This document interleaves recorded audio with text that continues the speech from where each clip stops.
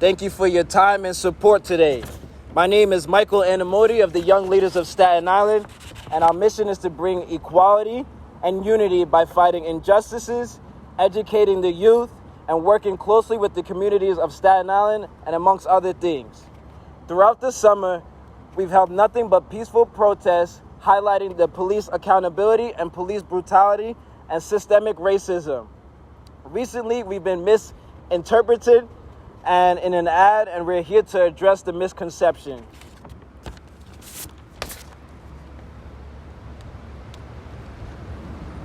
Good morning. Good afternoon. My name is Isaiah Bufong. I'm with the Young Leaders of Staten Island.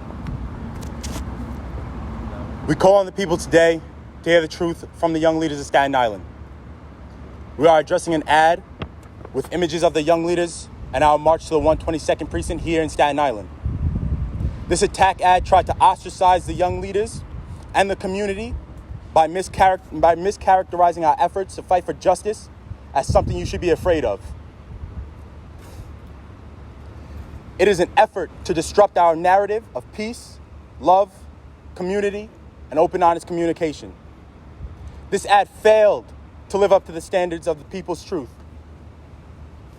as we're labeled criminals hailed as freedom fighters.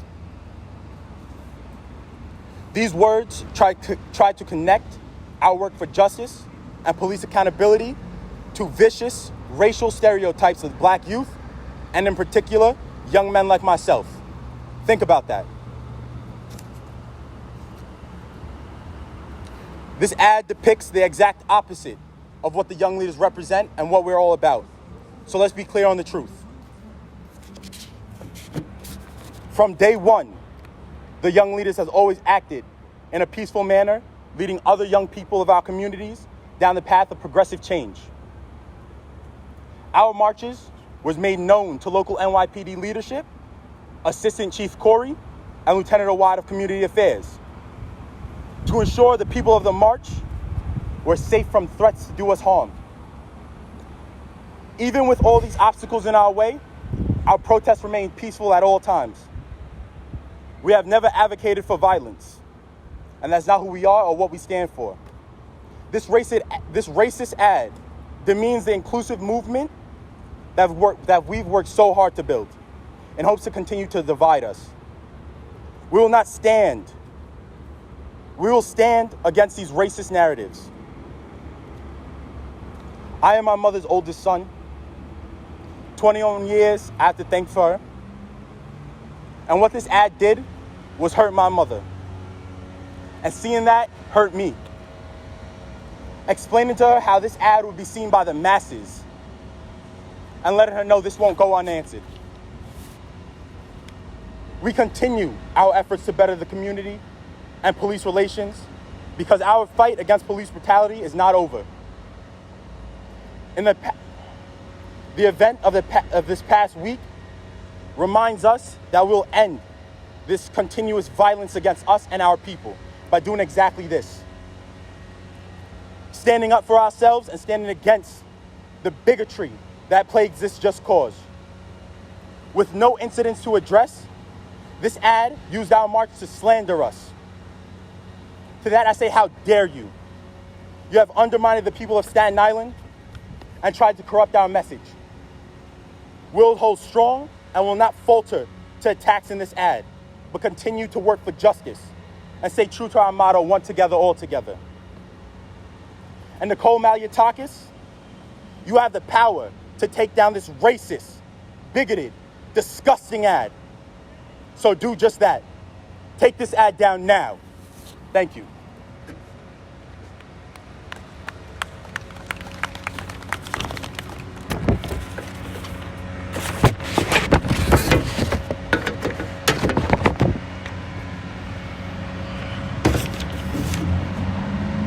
My name is Kevin Walton, 23-year-old male from Staten Island, New York. Criminals hailed as freedom fighters. This is a message that has been perpetuated online and throughout the airways. This is the message that has reached the minds and the hearts of countless people throughout this city and even this country. This is the imagery that the ad released by a super PAC from Washington, D.C. chose to use in order to twist the narrative of peaceful protests about police brutality and accountability in Staten Island and abroad. They, like us, are protesting police brutality because we understand that as citizens of the United States of America, we have the right to hold the police department, who are supposed to protect and serve our communities, accountable for their actions and responsibilities. All protests done on Staten Island remain peaceful and open the door to constructive work and advocacy for the changes that are clearly necessary. There was never any violence towards members of law enforcement.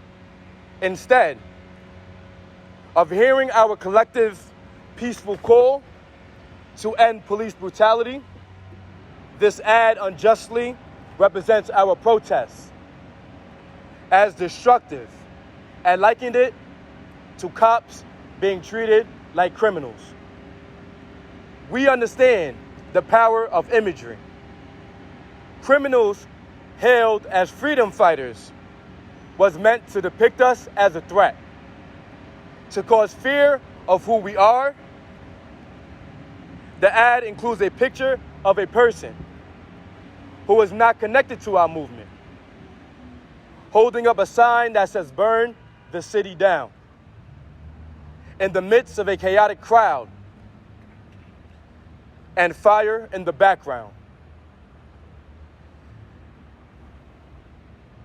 This type of imagery misrepresents the young leaders of Staten Island and the community that we serve and represent.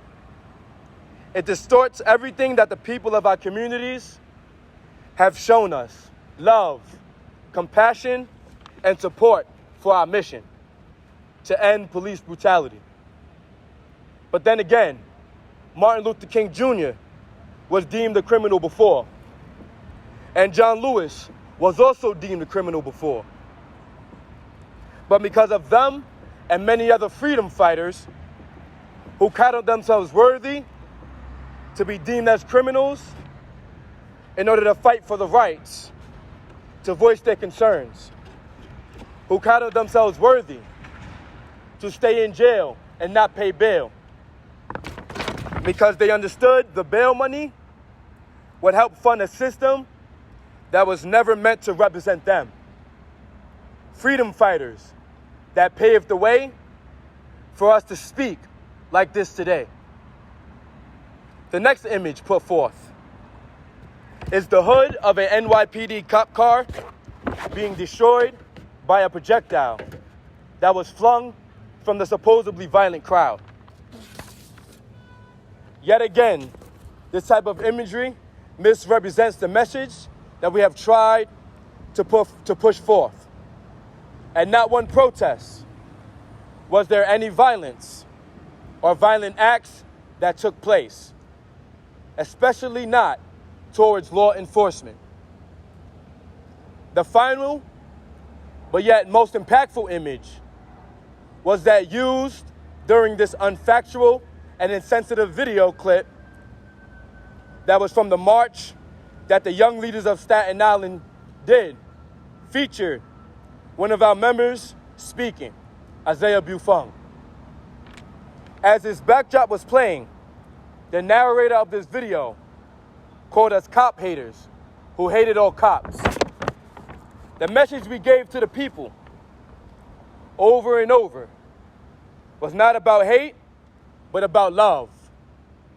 Love for oneself, love for one's family, and love for one's community. Us marching in the streets peacefully with a message of love and not hate, peace and not violence, is very important. And we as the community will not stand by and let the message be poisoned with lies and manipulation. Everyone of the members of the Young Leaders of Staten Island stand in solidarity with Isaiah Buffon. We fully believe that this video that has reached the eyes and ears of many people, and more importantly, could have tainted the hearts and minds of those people, has misrepresented him and the team. We believe that ads like this can plant seeds of division in the community, which will be detrimental to the growth and progress that has taken place, especially on Staten Island. We ask the community to stand with us in denouncing this video and continue to support us along this journey. Many blessings. Thank you.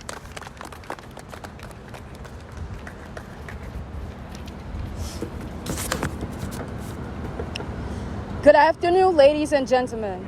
My name is Terlise, and I'm a daughter of a Liberian immigrant on Staten Island and also a member of the Young Leaders. Watching that ad filled me up with such disappointment of how a super PAC of the Republican congressional leadership has dehumanized our positive march for change in our community. Shame on you. Sorry guys, I'm a little emotional. Our marches were organized by not only the NYPD on Staten Island, but also community leaders, for your information. We are demanding for the Republican congressional leadership to take down this ad now. We are not criminals, nor are we freeloaders. Young black people in America have been criminalized on every level in American society with twisted lies and deceits. And this ad is a typical example. No more, America.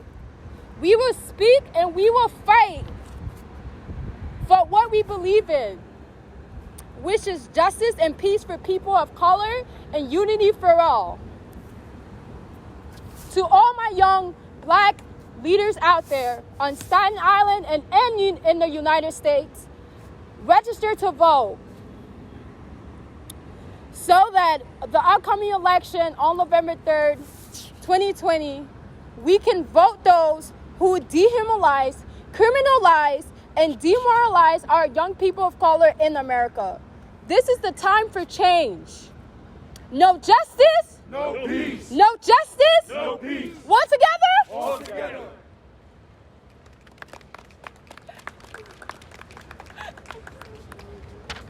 We're now opening up for any questions.